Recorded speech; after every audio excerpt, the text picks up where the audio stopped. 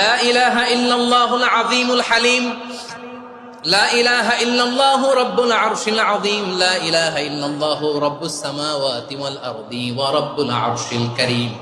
এই যে বললাম, রেকর্ড হয়ে গেছে। এখন তো আর ইনস্ট্যান্ট মুখস্থ না হলো, পরে মুখস্থ করে নেবেন। আল্লাহ ছাড়া কোনো উপাস্য নাই, তিনি সুমহান, মহা সহিষ্ণু। আল্লাহ ছাড়া কোনো উপাস্য নাই, তিনি সুমহান, আরশের অধিপতি। আল্লাহ ছাড়া কোনো উপাস্য নাই, তিনি আকাশের মালিক, জমিনের মালিক, তিনি সুবিশাল আরশের অধিপতি। সুবহানাল্লাহ পড়েন। এই দোয়াটা কেউ যদি পড়ে যদি এর ওসিলা করে দোয়া করে, তাকে বিপদ থেকে মুক্তি দেয় কে?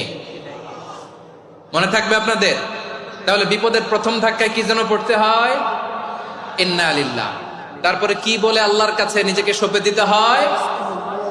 দেয়ালে পিঠ থেকে গেলে লা ইলাহা ইল্লা আনতা সুবহানাকা ইন্নী কুনতু মিনাজ জালিমিন। 2 নাম্বার হচ্ছে লা ইলাহা ইল্লাল্লাহ।